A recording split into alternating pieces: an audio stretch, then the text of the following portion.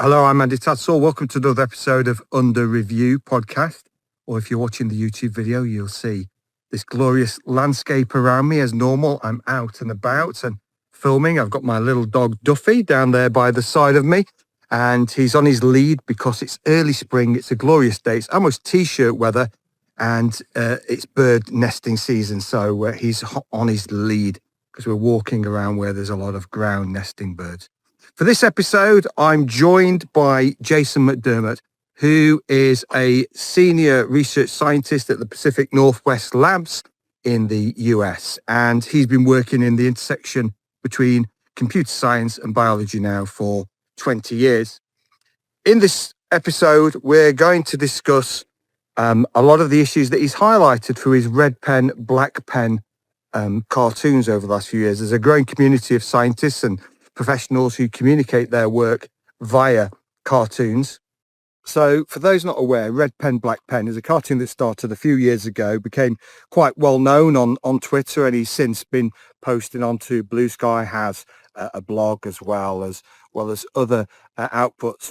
And he captures a lot of the idiosyncrasies, a lot of the infuriating aspects of academia, peer review and mentorship, promotion, etc., promotional metrics. And these are the kind of things that we're going to discuss in this podcast, about how things like happen chance aren't really kind of factored into academic progression, how failure is treated as this absolutely really bad thing, when in fact failure and rejection lead on to positive things, and that they're steps that help someone build and learn from those mistakes.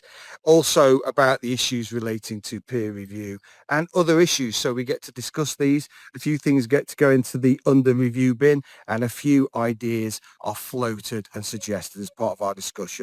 So without further ado, we'll get into this episode, and I'm going to get back to my walk. Duffy is eager to push on, and if you are watching the video, I'll give you a last glance of this countryside that I am currently enjoying. Anyway, here's under review.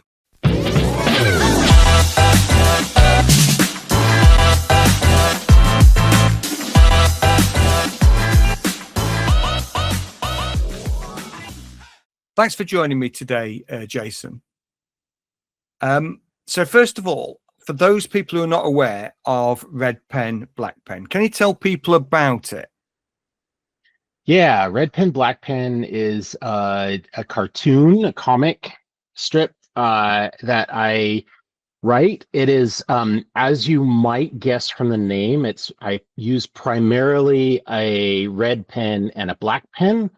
I can get into how that came about maybe later. And it's primarily academic and science focused. It draws heavily on my past experiences with things like peer review and with the academic process and the science. And then it also incorporates things that I think about and work on a lot. I have started to add more things about AI in, for instance, because I am a computational biologist, and I have been using and developing AI methods, and so there's a lot of funny stuff there. So some of it is, aimed at a wider audience. I include some just general puns and kind of funny things that come up that are maybe closer to everyday person's normal life. But a lot of it is, some of it is even pretty deep inside cuts in terms of the jokes. And so, it's sometimes broadly funny. Sometimes I have to explain it. Usually if I have to explain it to someone, my parents oftentimes are, good candidates there, say, "Oh, wait, I saw this. I didn't understand why it was funny." And then I have to explain why it's funny. And by the time I end my 5-minute explanation of why it's funny, that it's lost all of its humor. When did the idea come? Was there a particular catalyst where you thought, actually, I'm going to bring this into what I do? Question. And I've actually thought about this a lot. have always kind of drawn things, even some cartoons and comics, very informally. High school and college, can go back in notebooks and find doodles and things like that. But I'd never really thought about doing anything with it until about 12 years ago. I had just started on what then was Twitter, and had a small following of. I'd followed some scientists, and some scientists had followed me, and I'd started to kind of interact on Twitter. And I was in a meeting with a colleague during work, and someone said something that was they said they used a particular phrase that just in the middle of the conversation, we were talking about work things, and their phrase was just so evocative. It immediately, I had a picture in my mind, and I went back to my office and over lunch just scribbled out this doodle, and posted it on Twitter because I was like very active. And the surprising thing is I got a lot of engagement with it, and I didn't. It's a very crudely drawn uh, kind of cartoon, and it's about peer review. Or that one, actually, the first one was not about peer review. The first one was about something else. It was about the where computational biologists sit in terms of a career, and it's kind of in between the cool biology stuff and then all the cool computer science stuff, and then you have the zombies in the middle that are kind of like don't really belong in either camp. I think that was the first one. And when I got response from that, people liked it or commented. I don't remember exactly what the kind of response. I kind of thought, oh, this is something that I I don't remember if it was the very first, like if I thought, oh, I'm going to become a cartoonist and do this as a side project, or if it kind of developed over time where it was.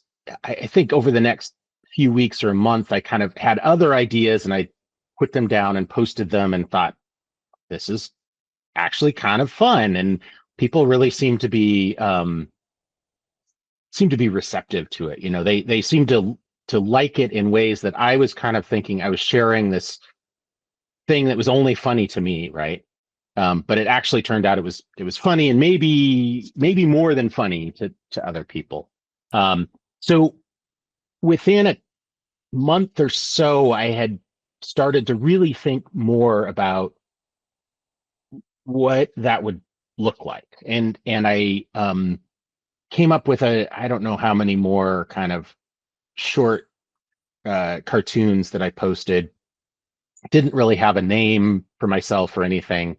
I at some point was thinking about peer review and thinking about the process of it's something in research science and academia we deal with all the time, and it's one of those things that's really difficult to kind of wrap your head around. And if you have someone who's basically at some level saying your work is terrible, sometimes, right?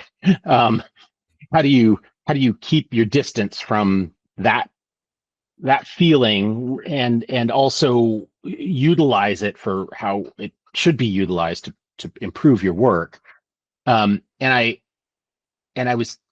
kind of thought of the idea of the red pen being the critique, the reviewer's red pen. If you're actually using paper, I guess you could still use markup. I use red markup. So, and black being kind of the creative angle. So it's this yin yang, red pen on one hand and black pen in another, and that balance of how do you balance between this, like a really good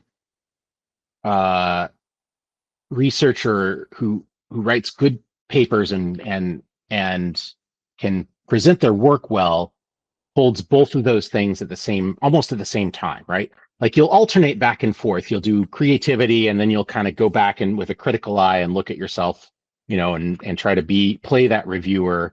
And then you do it again where you're like, you create some more stuff. But that duality was what really drove the idea, the name. And then it was kind of, like I said, a lot of the probably a lot of the most resonant cartoons and comics I've drawn over the years have been in that vein, right? Like with things that people can look at and identify and say, yeah, okay, that does suck to have that happen, or whatever.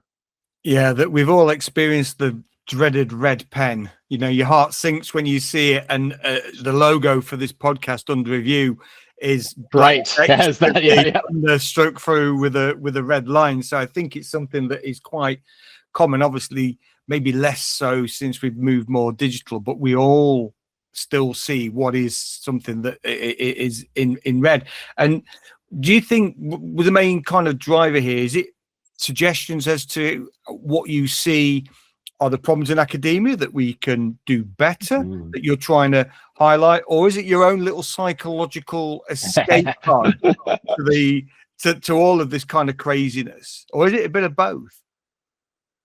Yeah, it's definitely a bit of both. I think what drives me to draw is oftentimes the latter, which is I feel frustrated, or I find something that's funny.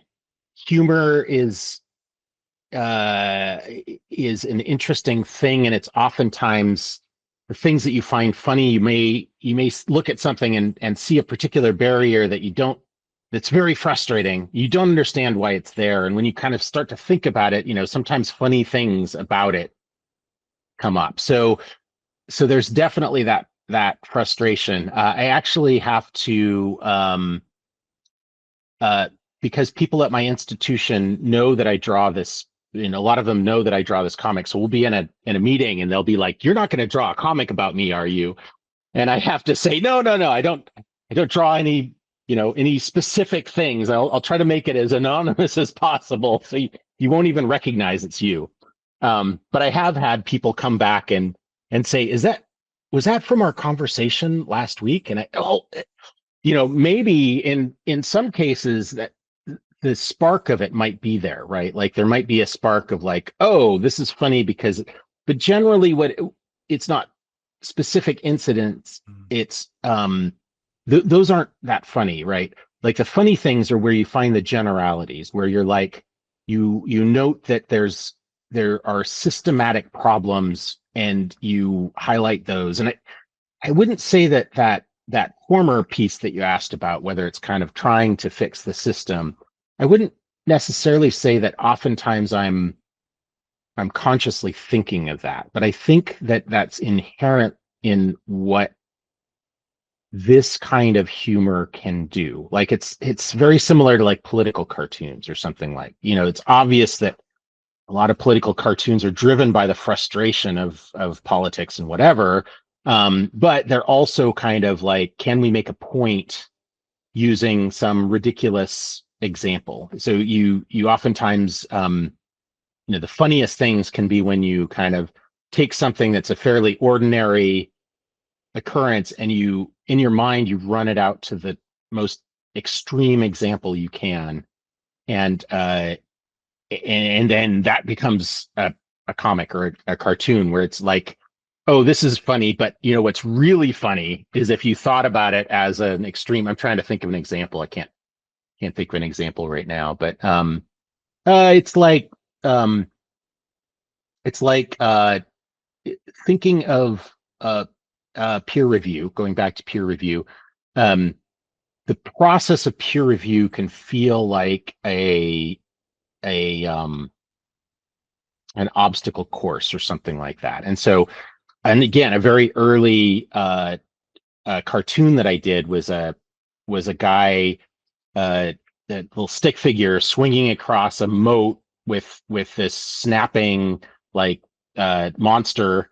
Um, uh, how did it go? So he basically saying like, "Oh, that wasn't too bad," but then there's a huge monster right in front of him that says, like reviewer 3, because that's like the boogeyman of peer review, or some people say it's reviewer 2. I often go to reviewer 3. I mean, these chime with most people in academia who've done any form of peer review, written any publications.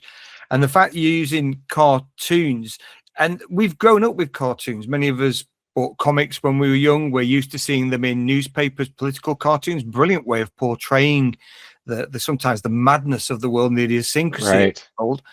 And do you think we're missing the trick by not incorporating more of this? And I know there's a Blue Sky starter pack of scientists Yeah. who do cartoons, and I do see people who are science communicators who help people portray. But do you think it's a missed opportunity here, that we should be doing more of this? Because you don't have to necessarily be a great artist to do a cartoon, do you? You can do very basic drawings and still portray a quite cool message. Yeah. One of the reasons I think I was maybe silly enough to start, I'm not a great artist. I started because there's a very well-known comic strip, XKCD, you've probably seen, and he uses just stick figures to convey, aside from some infographic kind of things that he does. And I thought, I can draw stick figures. That's easy, right? And it turns out that drawing stick figures and making them actually emotive, like making them convey ideas and emotions and feelings and directions and things like that, is actually fairly tricky. It's not an easy thing. But the artistic level of like, do I have to draw a human that looks like a human? No, I can just draw a stick figure, right? So I think that's really important, and you touched on it, because I say this a lot, is that you don't have to be a great artist. You have to kind of have ideas that you want to convey, and I really appreciate that. I have a graduate student who working for a collaborator who I've worked with some, who draws his own. He draws his scientific presentation. So he does very quick sketches, and instead of PowerPoint, bullet points and stuff like that, it's all hand-drawn stuff. And it's not great art, but I really like the way that conveys. So your original question was kind of, should we be incorporating it more, or is it kind of a missed opportunity? And yeah, like you said, there's a community, a small but fairly well-known and growing community of science cartoonists and science comic artists, and I think there's kind of a range of different reasons that people do this, and some of them are for the humor and the kind of, I would say I kind of put myself in that category of like, I'm mostly trying to make commentary on the academic process and peer review, and sometimes just to be funny, rather than, I've tried some things where I'm trying to be like more educational, and that's really difficult. That's a whole different type of thing, and there's some really excellent artists who do more long form, some videos, cartoons and comics that are really about trying to explain complicated ideas. But I think in science communication in general, we tend to be very stuffy. And traditionally that's been the case. And I've actually kind of got a set of presentations that I've given over the years that are about why humor and art and metaphor should be more part of a scientist's communication toolbox. And I think that there's some real reasons why it makes sense. And the things that I highlight in the talks that I give are kind of like, icebreaker, right? Like a lot of people use this. They'll take a meme, or they'll take something from the internet, or they'll maybe have a quote or something either at the start of their pretty serious presentation, or at the end to kind of, at the start it's an icebreaker. It's a way to say, hey, we're going to talk about some serious stuff, but come along with me. This is actually going to be kind of fun. And then I think that the other place it can be used is really as a way of highlighting important topics, and kind of like in that we were talking about the political cartoons and political comics, is sometimes those things can convey ideas that can be difficult to convey in other ways, or might come off sounding heavy-handed if you're talking. We could use the example of peer review. If you're basically trying to present your 5-part thesis on why peer review is broken and why it's all horrible, people may tune out of that. But if you're kind of, here's some funny reasons why they actually have this truth underneath them, and then you can talk about the truth, and it's a little bit more engaging.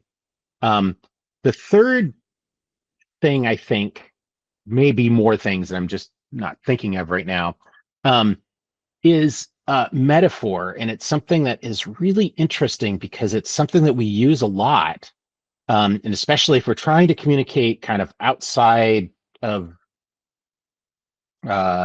the science and academia.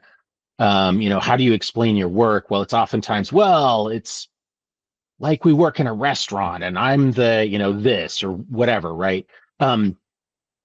These are really powerful tools. They're powerful tools for communication, but a really talented cartoonist and comic artist, Matteo Farinella, wrote a whole paper, and it's in the form of a comic, published in an academic journal that is all about how metaphor is like a tool that scientists can use. So it can actually help you focus your own thinking if you think about things in metaphor, the problems that you're facing and the kinds of problems you're trying to solve. Metaphor can help you kind of focus in areas that are important, and kind of blur out other areas that aren't important. So I'd imagine there's going to be an awful lot of academics out there who've got some degree of artistic skill and some degree of communication skill, but they're not doing this. What do you think's holding them back? Is it the fact that a lot of people, they're worried about the peers, particularly the older generation of academics, are going to look down and go, that's not proper work. That's dumbing down what we do. Yeah. I think that there's this sort of anxiety. Oh yeah, definitely. I think there's a lot of that anxiety, and I get that question. Any of the communication and kind of humor and comics talks that I give, that's generally one of the first questions I get. And I think it's a real problem. It's a real issue. And I think that the way that I think about it is that I like to try to figure out the audience that I'm talking to. It's not always possible to know exactly, but there's some pretty good extreme examples. I would say poster presentations at a large conference could be a good place to incorporate some humor, just because there's a lot lower kind of level of expectation. If I'm giving a presentation to a funding agency about the work that I've done, I'm probably not going to use as much humor and cartoons and comics in there, because I don't want them to kind of think that I'm being light about what I'm doing. I might incorporate it. And I think, like I said, kind of getting a feeling for where it makes sense to incorporate those things. I find that again, the icebreaker is something that's fairly culturally accepted. So if you're thinking about trying, you can start in that place of like, here's my talk, here's my title slide, here's what I'm going to talk about, and here's something funny that kind of encapsulates something about what I'm going to talk about, right? And then I move on to the more serious. Now, putting that aside, let's go on and talk about the more serious things. Again, like I said, poster presentations, I think, are a better place for experimentation. One, I am totally guilty of it. Many poster formats are just not very great, right? Like you take your entire paper and you try to put all the text on a poster and put some figures and kind of scatter it around, and people squint at it and try to keep walking and not make eye contact, right? So poster presentations, when you're right there to kind of talk to the people, if you have something that's eye-catching or something that's funny, you can, I feel like it's basically like a poster is a billboard to say, hey, come talk to me, rather than here's all the compendium of my work that you need to read with a magnifying glass. Absolutely. So I think we can put the traditional academic poster in the review bin. Yes, yeah, I think so. Yeah, because I'm with you on that. I remember giving a post presentation about 8 years ago at a conference in Edinburgh, and I used an infographic format. So it was just taking out around 4 pieces of data, portraying it in a very visual, coloured way. And I had loads of people come talk to me. Half wanted to know how I made the poster, and half were just interested in the poster. But they were there. It got them to the shop window, didn't it? It's exactly my experience. I've started to draw my own posters. So if I have time, I've hand drawn maybe 5 or 6 posters now.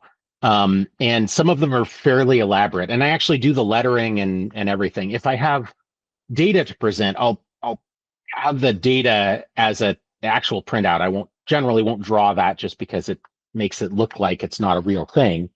And I found exactly that. I get about half the people come because they're interested in the work, and then the other half are like, what app did you use to do this? How did you come up with this idea?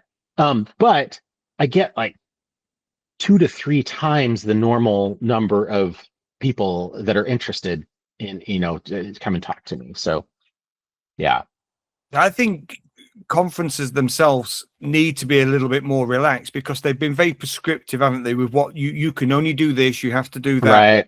And you often see that the people who are presenting the most interesting posters are PhD students who have not been institutionalized or automated. Yeah. So I think we can. So there's a few things there that can go in the bin. We've got a few suggestions as to how to do this, and a few things to go in the bin. Yeah, I think so.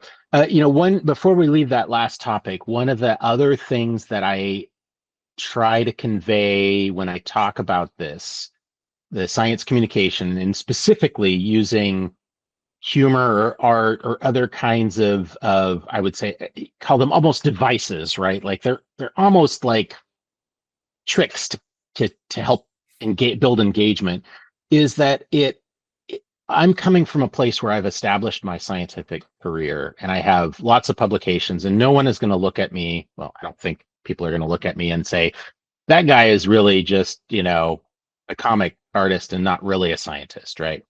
So I feel like I am more secure in where I'm at in my career, and I have to caution that, and that my understanding is that people who are more junior, postdocs and graduate students and junior faculty and researchers, they are not coming from the same place, and there may be more direct and immediate consequences to them. So not that they shouldn't do it and they shouldn't try it. It's just that I don't want them to be taking my example as gospel, that they should just be doing that right off, right? Like, you need to think about the places where it makes the most sense, where you're comfortable doing it and in a way that you're comfortable doing it.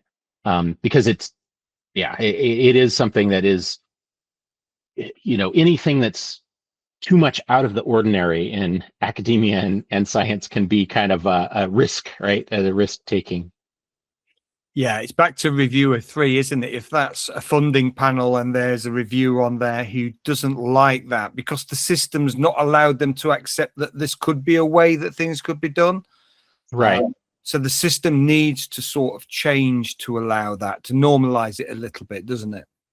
Yeah, I think so. Yeah, I And, would definitely say so. and in terms of the things that you've touched on for your cartoons, the things that we could say blight researchers' lives, procrastination, meetings, journal paper formatting, AI hallucinations, email, rejection, the chore of academic writing, administration, all of those things that affect everybody working as a researcher. Yeah. Which one of those would you most like to see in the bin? What would you get rid of? Would you get rid of excessive amounts of meetings or the hallucinations, or you can get rid of all of them? Or procrastination. Yeah. All of them. What's the one that really keeps coming back to you? Is it procrastination? Is it academic writing? Is there one? Wow. Yeah, that's such a big question. I would have to say, and I don't know that it's something that I've given a lot of time to in my cartoon, but it's the um the dependence on metrics for academic success is something that I think, it's a widely discussed topic. There's a lot of criticism of that. I have to get X number of publications, I have to have X number of grants, and et cetera. And on one hand, I understand.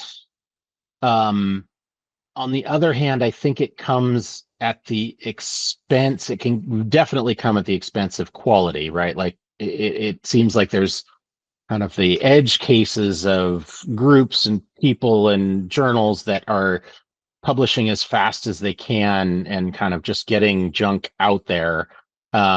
Whereas I think if we were incentivized in a different way, or maybe a more gentle way, right? Like it's very fast paced.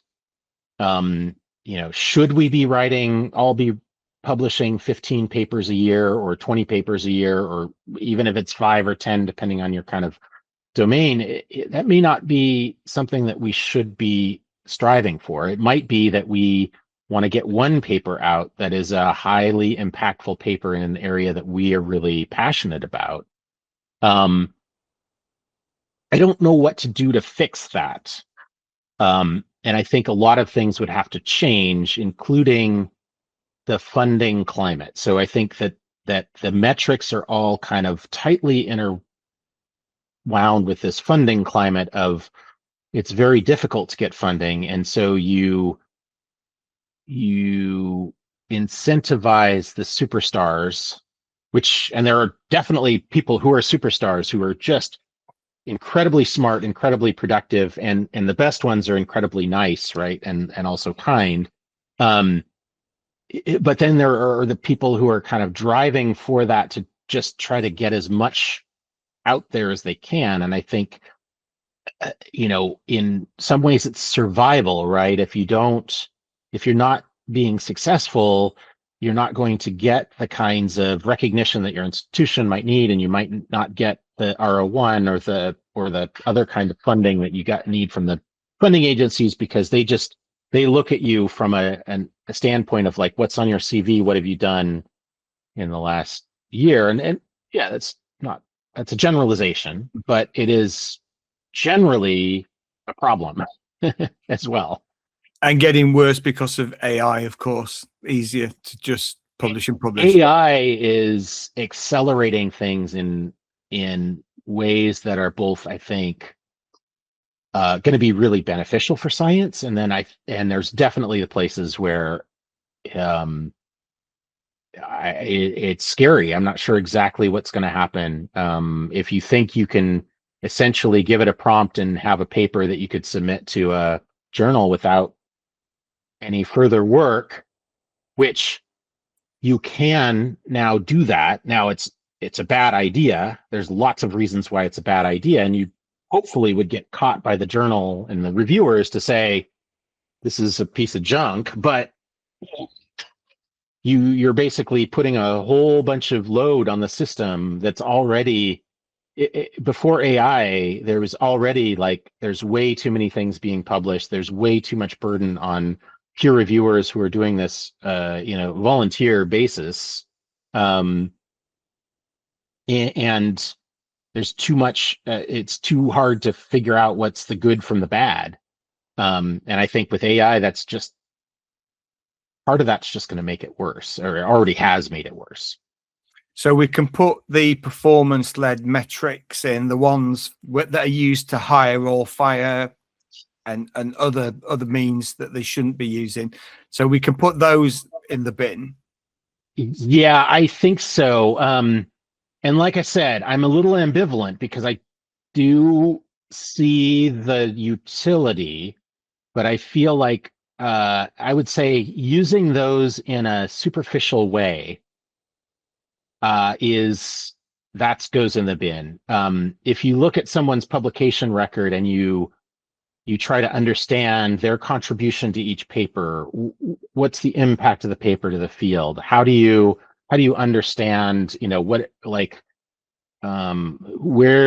the direction that their career might be going? How does this paper, building on their previous work, show that they're moving in a different direction or something? I think that's all positive, but it takes that kind of, I would say, deep dive into someone's CV or someone's metrics to be able to do that. And I don't know that anyone's incentivized to do that from the hiring or the promotion side or the grant funding side. I don't think there's a lot of incentive to do that. So no, I don't think so. I don't think most academics properly understand metrics or how they get to these numbers. They don't understand the H index and right. that. And then, perhaps one way to fix that is with more sentiment analysis, so we can look at the metrics and say, okay, this is good, this not so good. But right. It takes time to do that. Is there one truth about being a scientist that and that your colleagues know that is just a bit too dark or too complex to put into like a 4-panel comic? Is there one? Yeah. I was thinking about this, and I think I'd have to say something about luck and happenstance. I feel like there's many people in sciences that have been very successful, and it takes a lot of things to be successful and to make it to a certain place. But the question I guess I have is whether or not you can have all those qualities that make one person who is successful and not actually be successful yourself because of the particular situation you're in. And I'd have to say that that's likely true. We like to think that if you persevere enough and if you kind of deal with enough pain and enough rejection, that you'll eventually be, elevated to a level that you're really aimed at. I don't know that that's always true. And I think that's something that we often tell those stories as established researchers, and we might tell them to graduate students or postdocs or undergrads who are starting out, and like, here's how I got to where how I got to be so successful. And not to say that there aren't qualities and important things and important lessons there, but we tend to put a lot of weight on those important things that we think are important, which are kind of like survivorship bias, right? Like, we did it because we're here now, and that worked because we're here now. And yeah, you have to be smart, you have to be curious, you have to be I would say in some cases good at kind of reading the the politics of your department and that kind of thing. You have to be good at choosing an advisor who might be, good fit with you. How many graduate students, when they're first starting out, have the ability to look at it at that level and say, these 5 advisors are going to be really toxic to my to my PhD, but this one over here, I think, is really going to be good, right? Like, you might try to do that. I don't think I could do it now. So, um, I saw this in graduate school with the cohort that I went through in kind of a year before and year after me and my friends, where some of us had really great experiences, and I had my share of trials and tribulations, and then others had barriers and things that were really difficult to overcome, and some of it was just the situation that they were in. Whether it was explicitly the advisor's fault or the student or whatever. I don't want to make judgment calls there. I think there's a lot of combinations of things, but their career paths may have been changed by those kinds of things, which were essentially out of their control. Like I said, you can make the choice going in, and you do choose, but how do you know your choice is going to be the successful one or not? By the in 10 years time, looking back and seeing if it was or not. There's so many variables, and it made me think about I can't remember the gentleman's name of US politics, but so many known unknowns and so many unknowns. I can see him, but I can't. Rumsfeld, Donald Rumsfeld. Yeah. But it feels like that, the unknown Yes. knowns and the known unknowns. Right. Yeah, and it's complicated, right? And you're trying to give advice or mentorship to people who are coming up, and you have to feel like I want to give them solid advice, and I want to say this is the way that you should do it, but then I have to basically say everybody has their own path. It is not clear that the path that I chose was the best path, right? It is where I ended up, and I'm super happy with where I ended up, and I think I lucked out in a lot of ways. Would I give the same advice to someone who's starting out on their career path that, yeah, you should do exactly what I did? Probably not. Like, there's some things where I'm like, I just lucked out, or that was a weird decision and it put me on this path, which I'm super happy where it came out, but I'm not sure that I intended that in the first place. I remember I wrote an application letter, and I think it was like the first thing I did as a postdoc, and I sent it to my graduate advisor to give. I trusted him and wanted to get his input. And what I had said was something about my career path is a combination of decisions that I've made and something like happenstance or random, occurrences. And he said, I would take that part out. That last part is like not something that you want to be conveying to someone who's going to give you money that you kind of bumbled your way along. He didn't say that. Those were not his words. He was much gentler about it. And I think he was right. So I think it's one of those things that it's hard to say, it's hard to convey because what kind of advice do you give someone? Like, yep, some of it's just luck. And my advice to you would just be lucky. And in 10 years, we'll have a beer and we'll laugh about it. And we'll both be successful scientists, right? Or whatever.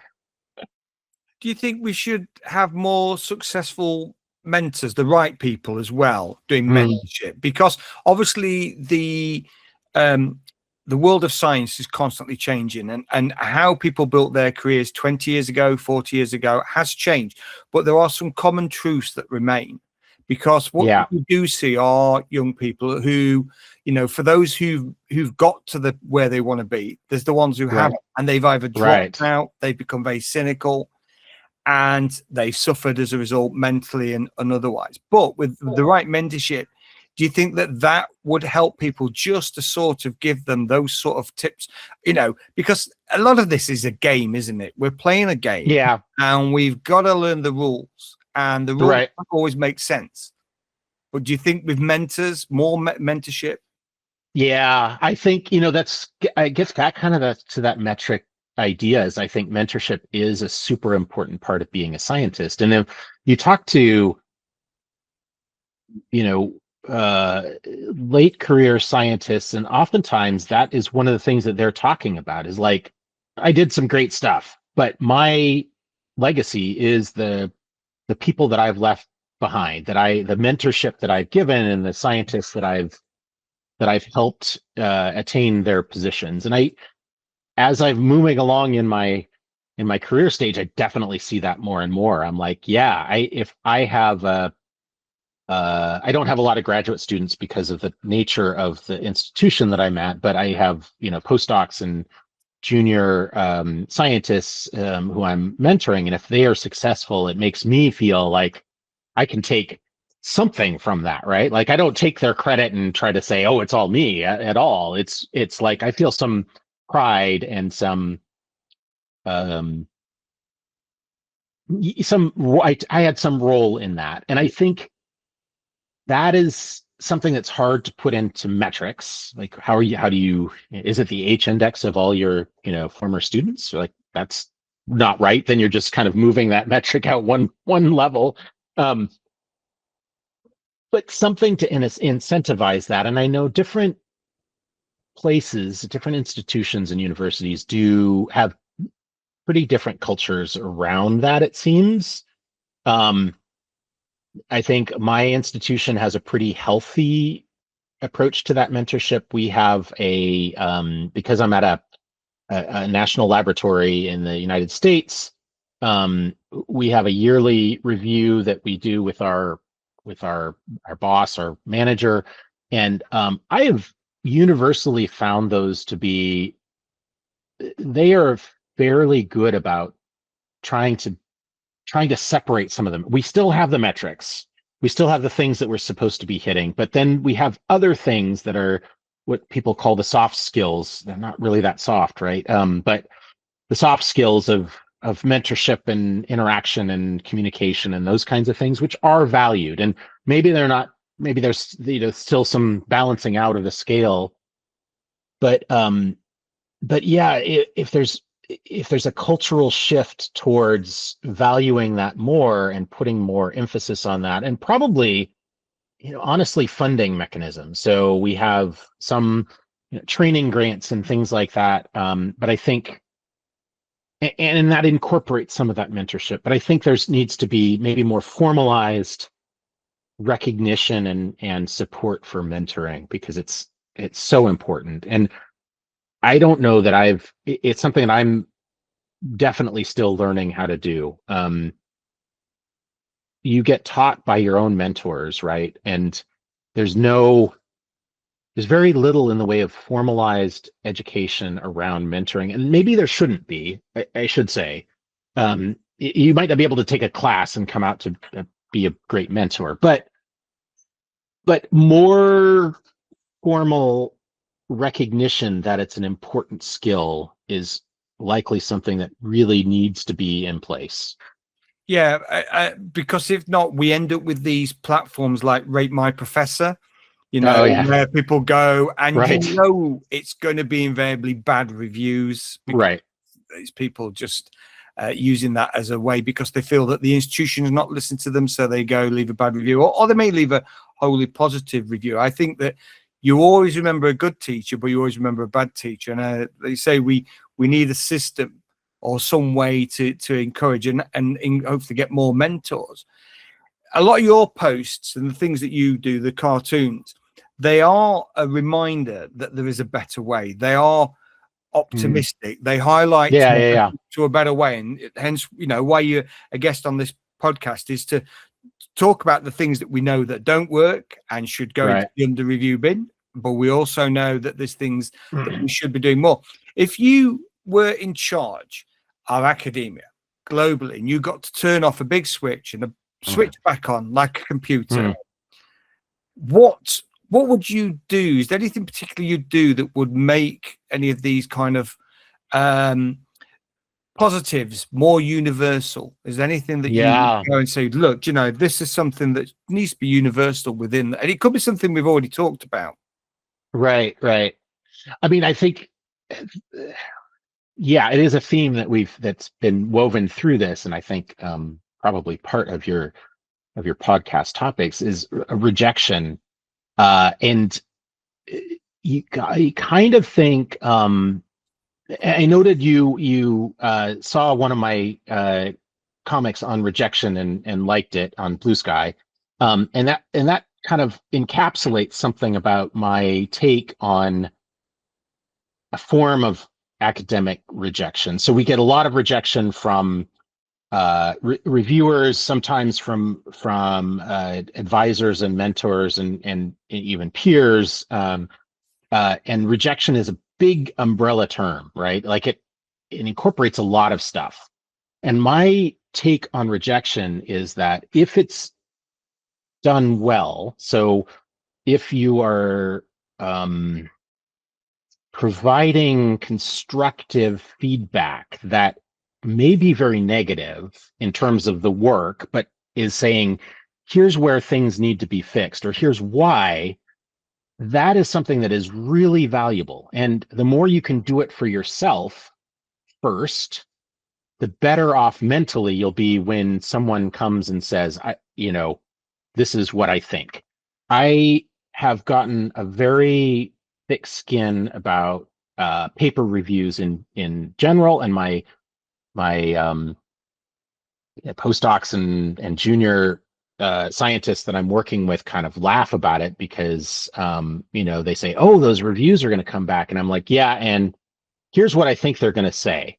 They were not going to like this part. They're not going to like that part. They're going to think we need to do more in this, when they think they're going to do more in that. And then when you actually read it, you're like, sometimes you get surprised because there's things that come out of the side. You're like, where did that come from? But a lot of times you're kind of like, okay, I'm in a better mindset, to be able to see things. So I've just talked a lot about rejection, not about what I would want to fix about that, but I think it's the normalization.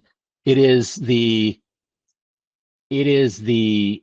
so education around it. So I try to, when I'm mentoring, I try to talk about it as an important part of the process. It's really important. And I have found my best papers have come after probably the hardest reviews. Now, the hardest not being the most acrimonious or the most, angry reviews. It's the reviews where I got a review on a paper once that was 8 pages long, and I was publishing a method, a computational method. So I'd put out my computer code there, and I also had results that kind of backed up that this was a good thing. And this wonderful reviewer spent 8 pages going through all of the different things that they found wrong with my reasoning about the methodology, or our reasoning. I think it was there's multi people, and then spent I don't know how many hours downloading the software, and not just that, going through and figuring out how to get it to install. The very first thing was like, install is broken. I couldn't get it to install, but I figured out a way around it. You could just see, oh yeah, it probably took you like an hour. And this person was, it just made the whole, like, I went through and I was like, oh God, it's 8 pages. And I'm like, you know what? This is actually, I could have paid a huge amount of grant money to get this kind of feedback and this kind of like improvement of the tool that I'm making. So I think there's kind of education and normalization of, and I would almost say like a split, right? Like rejection itself is too big of a term. And maybe we should start talking, maybe I should start talking more about critical constructive feedback or something. It's just easier to say rejection, right? A critical appraisal of the work. So we can throw the word rejection in. Yeah. Right. And what we want is something that's more, I think, kinder, better communicated. Yeah. You know, whenever I've done peer reviews, and if I've read a paper and I've found various issues with it, I always end my peer review with, look, you know, these problems you should be able to sort these out fairly quickly, etc. And there's this here that should be straightforward. And good luck with your resubmission. And Right. just a few things of optimism. Look, this isn't a bad paper. This should get published. You just need to sort these things out. And those things might be that you read a paper where you know that the author's first language isn't English, and the issues they need to sort out is the translation rather than the content. Yeah, that's a really interesting point you bring up.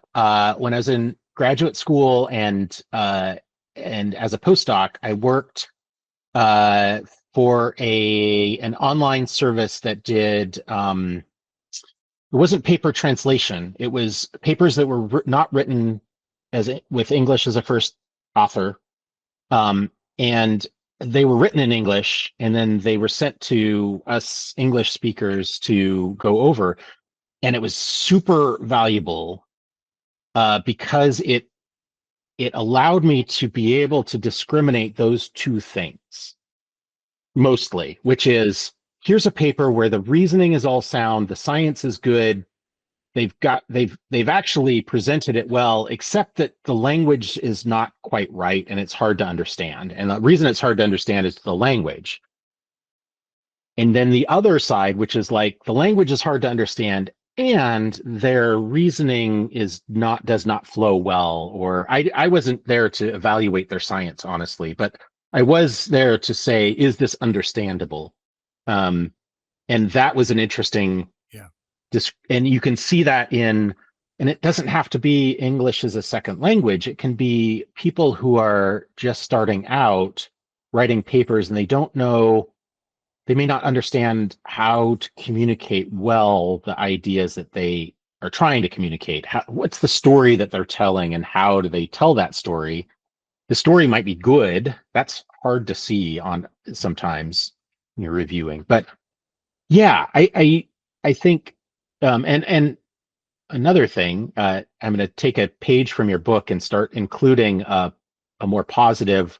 I tend to be fairly positive in my reviews overall, but it's nice.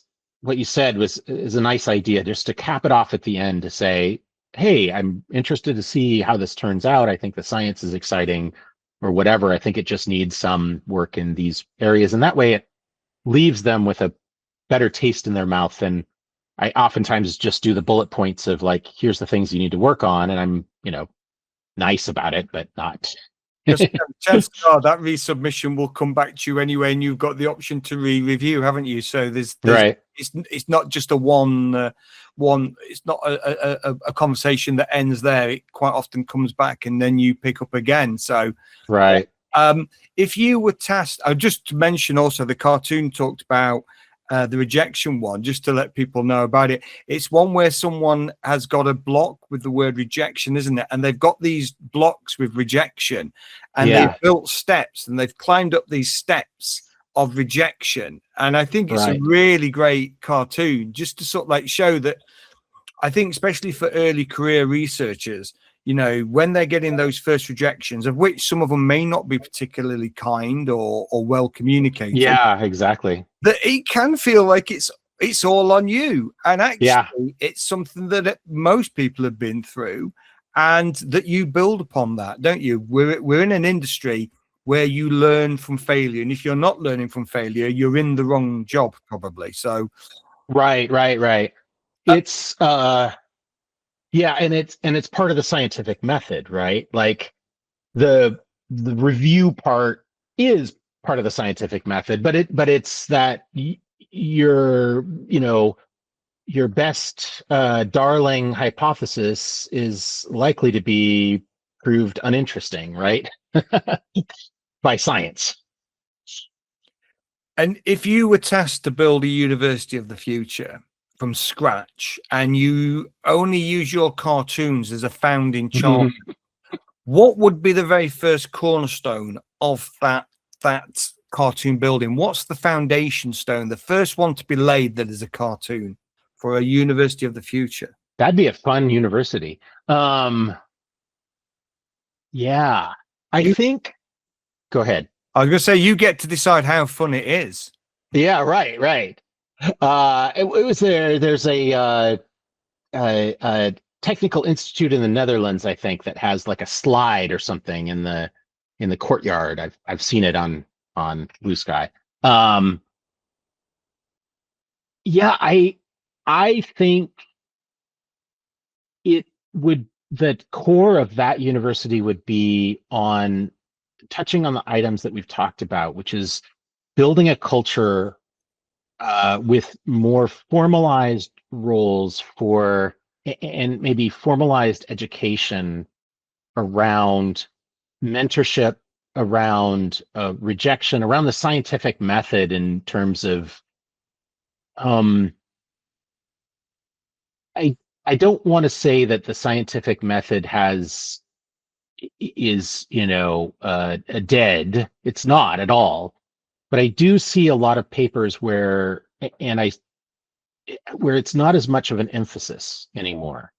And some of that's okay, right? Like discovery-based papers may not have a solid hypothesis some of that's fine, but I think that there's a lot of places where people maybe don't understand or don't utilize that as much. So I think those kinds of a culture around curiosity and discovery, but also at the same time around critical thinking and that kind of what did we call it?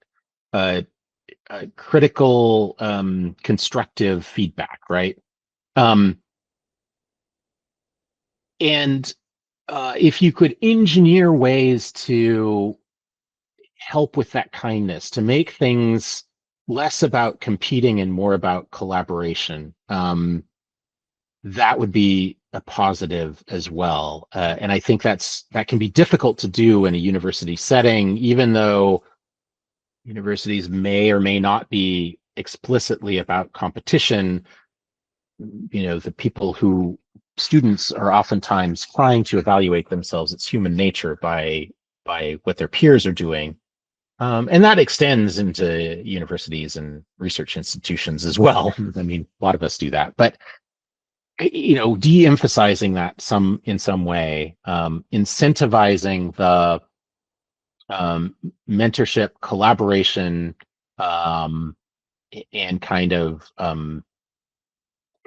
critical, constructive feedback would be somewhere where I'd start. And I think that would build perhaps a foundation that could be built upon for some really cool science and some places where you'd really get a lot further. And like I said, I've been at my current position in my current institution, national lab, for 20 years, and I think there are a lot of elements. We have an emphasis on team science, for instance, and there's a lot of collaboration, and I really like that part about it. So I think continuing that is definitely a good place. Oftentimes universities tend to be about individual PIs and their labs, and the collaboration aspect comes, but it's kind of the secondary part, right? Whereas I feel like research institutions and with some kind of alternate funding mechanisms are more collaborative and less about I'm competing with the woman down the hall, and more about how can we work together to build something better.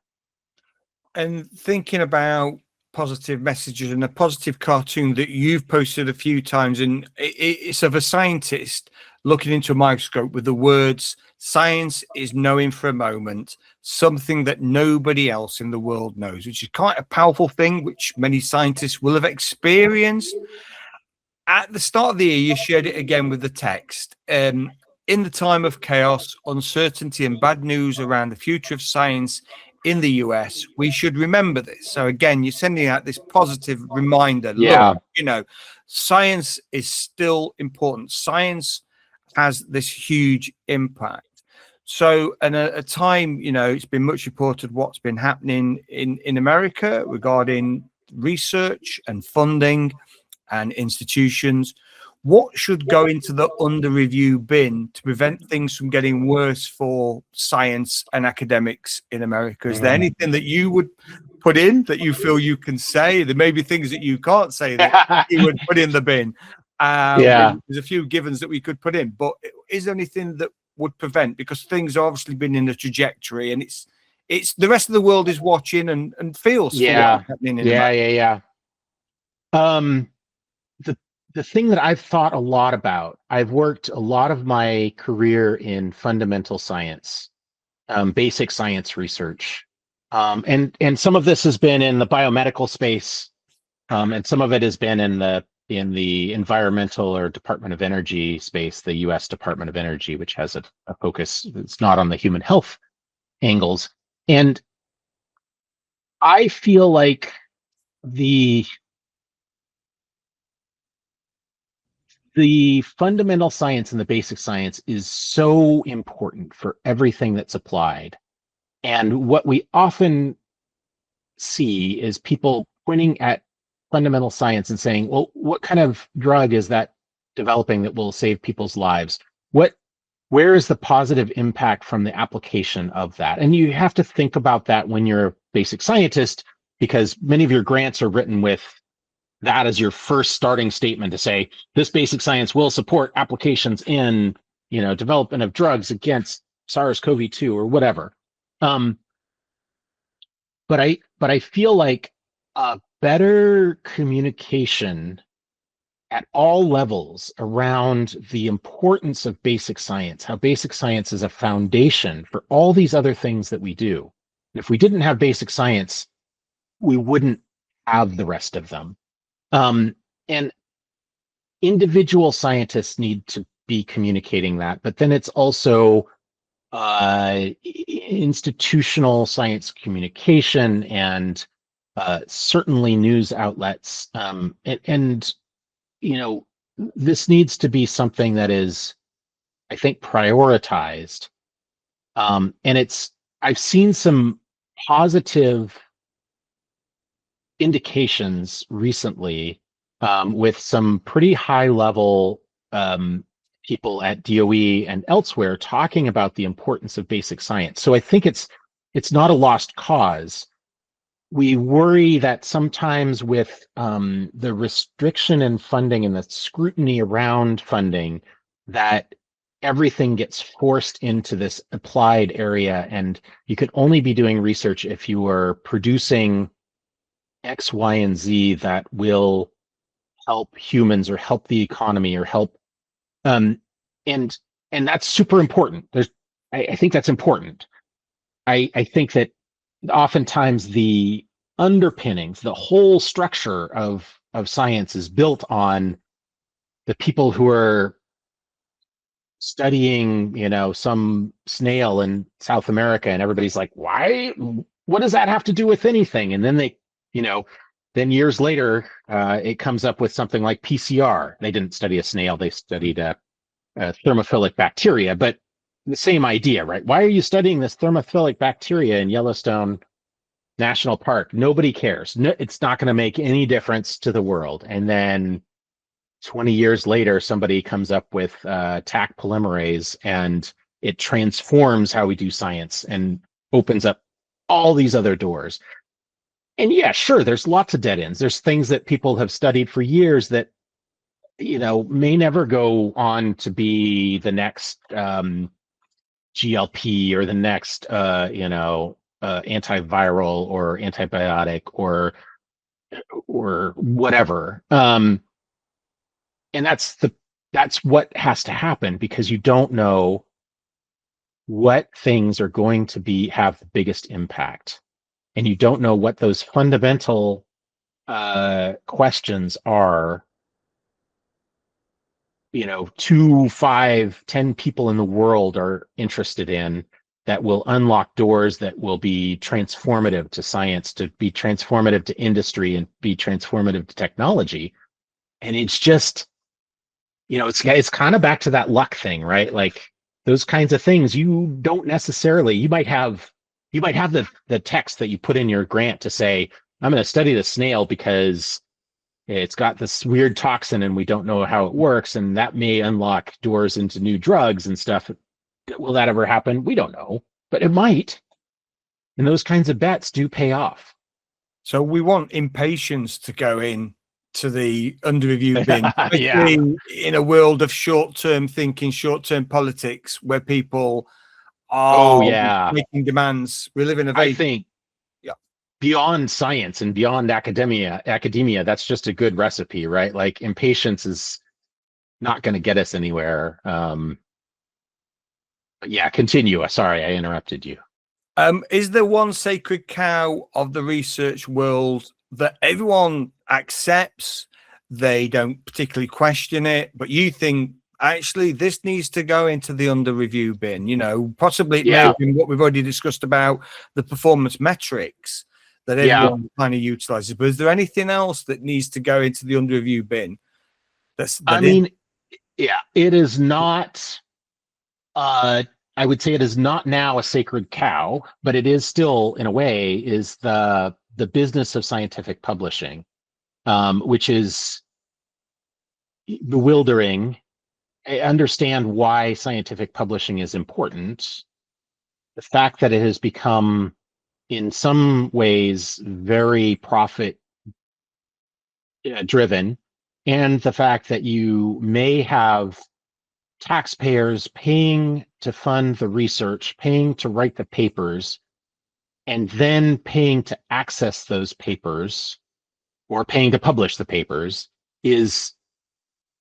makes everybody go, that doesn't seem right at all. And not very many people outside of academia and scientific publishing really understand that. I don't know what the solution is. I think a lot of the open access PLOS and those kinds of journals, and a lot of other even for pay journal, or the traditional journals have opened up avenues. Also, they're a good step forward, but they suffer a bit from the same problem, which is now you've paid for the research and you pay for publication of the research, which is like, okay, preprints are a way that people can get their ideas out. I do like some of the newer ideas around journals that have Peer J is one of them. Journals that have essentially a preprint process that then is peer reviewed at the same, or once you have the preprint there and you recruit reviewers and they kind of review it as it's already out there. You're just kind of improving it as it goes. I like that model. I don't think it's been widely adopted, and it has some issues that we could go into maybe on a different podcast. I'm not an expert in the area. I've only have the kind of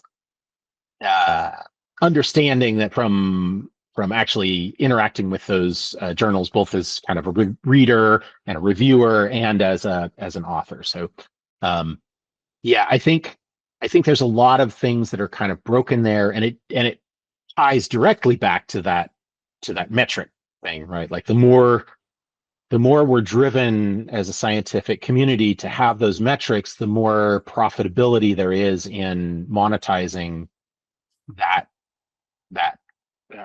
treadmill, right? Like, so if you can put a little motor on the side of the treadmill and all the academics are running on the treadmill and they're just generating dollars. See, there's a comic, right? So that I think maybe after tonight, after it's the evening where I am, it's the morning where you are. Yeah, but no doubt a couple of new comics are going to appear today. Yeah, right. Based on this, and maybe you'll recognize yourself. Maybe. And finally, going back to cartoons and academics and professionals who will be listening to this, who've got some level of artistic ability, but they're fearful of communicating their research via the medium of a cartoon, what would you say to them? What's the one thing you would say? I'd say you can try it out. You can try it out either on social media and as your own, Blue Sky account or Instagram account, or you could, if you're really worried about it, you could create a anonymous account. Anonymous accounts aren't permanently anonymous, as most people know. If there's any, sometimes people dig and find out who it is, and so it's not. But it's a way to kind of distance yourself from that activity. Try it out with your peers. If you have something that you think is funny, give it to them and say, hey, I'm really not sure if I want to share this further. What do you think? Maybe you'll get good advice, maybe you won't, I don't know. It depends on who your friends are, I guess. Or try things out in venues that are lower risk.